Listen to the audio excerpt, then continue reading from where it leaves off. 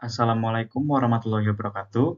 Halo semuanya, nama saya Hari Bonardo Situmorang dengan NPM 221506189 dari kelas PSTIK. Saya di sini akan menjelaskan tentang database design. Baik, kita lanjut. Pertama, saya akan menjelaskan tentang database design ARCS.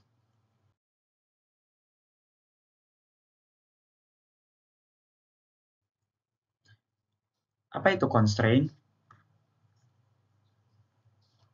Jadi, setiap bisnis itu memiliki restriction akan nilai atribut dan relationship mana yang diizinkan. Restriction ini disebut constraint. Mereka dapat merujuk pada suatu atribut entitas atau relationship antar entitas. Contoh satu jenis constraint, yaitu setiap employee harus bekerja dalam satu dan hanya satu departemen. Lalu dalam pelajaran ini kita akan melihat jenis constraint lain, yaitu exclusive or constraint. Jadi constraint ini itu atribut dan relasi mana yang diinginkan oleh sebuah perusahaan disebut constraint. Nah, constraint ini bisa mengatur entitas atau relationship. Oke, mari kita lanjut.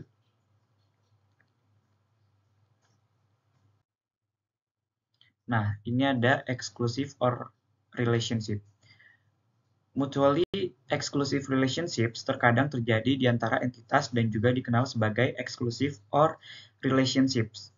Exclusive or relationship adalah relationship antara satu entitas dengan dua atau lebih entitas lain di mana hanya satu dari relationships itu yang boleh ada pada suatu waktu. Dalam IRD, kita memodelkan tipe hubungan ini dengan ARC. Ya, kita menyebutnya dengan ARC. Nah, di sini ada sebagai contoh, suatu training event dapat diadakan oleh salah satu in-house trainer atau external training company. Jadi ini training event. Nah, ini hanya dapat diadakan oleh salah satu ini in-house trainer atau training company. Dia tidak bisa keduanya. Ya. Tiap training event harus diadakan oleh satu dan hanya satu in-house trainer atau satu dan hanya satu training company. Nah, jadi seperti ini. Dia tuh hanya satu doang, bisanya tidak bisa dua-duanya. Gitu. Lanjut. Nah, ARCS adalah cara untuk menggambarkan mutually exclusive relationships pada IRD. ARC ini menggambarkan exclusive or relationship tiap membership harus dimiliki oleh satu company atau harus dimiliki oleh customer, tapi tidak keduanya. Nah, ini seperti yang tadi ya. Di sini membership ini bisa dimiliki oleh satu company atau satu customer, tidak bisa dimiliki oleh keduanya gitu. Jadi hanya salah satu aja. Nah, di sini sebuah arc diwakili pada IRD sebagai garis solid dengan ujung curve. Yang ini sebuah arc, ini arc-nya. Lalu ini garis solid, terus di ujungnya ada curve. Jadi kayak ada lekungan gitu. Sebuah circle digambarkan pada arc untuk setiap relationship bagian pada arc. Nah, ini adalah sebuah circle yang digambarkan pada arc untuk relationship pada bagian arc-nya itu sendiri. Lanjut. Nah, di sini contoh checking account dan savings account adalah types dari account. Nah, jadi checking account atau savings account ini tipe dari account ini sendiri. Nah, kita lanjut dulu. Ini harus dimodelkan sebagai supertype dan subtype. Nah, jadi yang sebelumnya itu salah, harusnya lebih ke bukan salah tapi kurang tepat aja dan lebih baik pakai ini. Jadi kayak dia lebih ringkas, hanya menggunakan satu entitas aja. Karena di sini atributnya ada beberapa yang sama jadi dijadiin satu gitu. Lalu representing exclusive or relationships in the IRD. ARCS adalah cara untuk menggambarkan mutually exclusive relationships pada IRD. Arc ini menggambarkan exclusive or relationship. Tiap membership harus dimiliki oleh satu company atau harus dimiliki oleh customer, tapi tidak keduanya.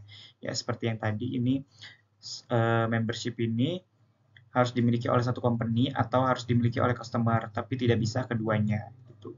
Jadi hanya salah satu aja.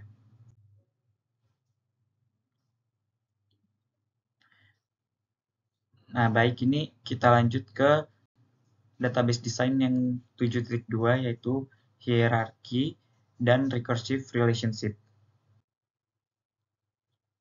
Hierarki tanggung jawab organisasi dapat diwakili oleh bagian organisasi ini. Jadi seperti ini bagiannya, presiden ini mempunyai tanggung jawab untuk direktur, lalu direktur punya tanggung jawab untuk kini manajer dan seterusnya.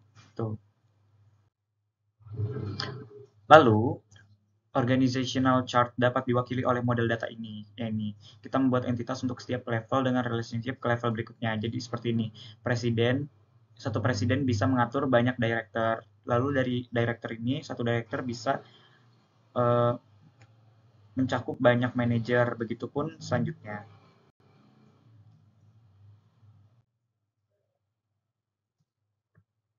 Nah, kedua model mewakili seluruh employee ini adalah hierarchy versus recursive relationship. Nah, yang ini itu struktur hierarki. Nah, terus yang kanan ini adalah recursive relationship. Nah, dia itu sebenarnya sama. Jadi kayak kita bisa pilih salah satu, mau pilih yang kiri atau yang kanan. Karena yang kanan dan kiri ini sama-sama mewakili employee. Kalau sudah di kiri, nggak perlu pakai yang kanan. Begitupun sebaliknya. Tapi dia tidak dapat digunakan keduanya. Jadi harus pilih salah satu aja.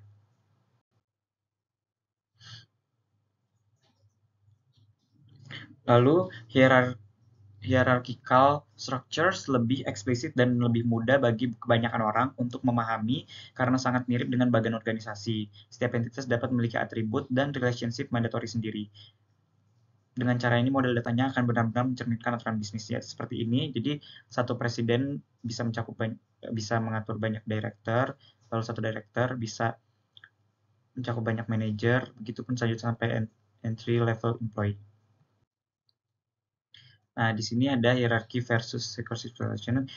Recursive relationship cenderung lebih sederhana karena hanya menggunakan satu entitas. Jadi hanya satu entitas saja. Terus diagramnya tapi jadi terlihat kurang padat. Tetapi tipe ini kurang spesifik karena tidak dapat memiliki atribut atau relationship mandatory kecuali mereka mandatory dalam seluruh intens entitasnya sendiri itu. Tuh.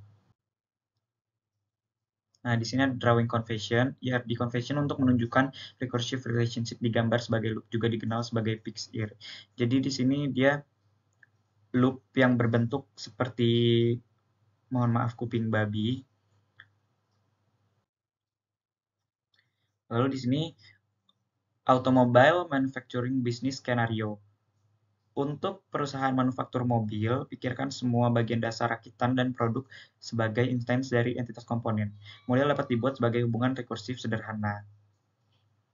Model data, bill of material sebagai recursive relationship dengan cardinality many to many. Setiap komponen dapat menjadi bagian dari satu atau lebih komponen. Setiap komponen dapat terdiri dari satu atau lebih komponen. Nah, jadi ini dia komponen ini dia bisa menjadi bagian dari satu atau lebih komponen, tetapi dia juga setiap komponen ini dapat terdiri dari satu atau lebih komponen. Jadi dia hanya bermain di sini many to many gitu.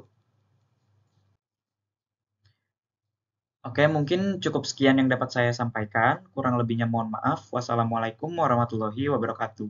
Terima kasih.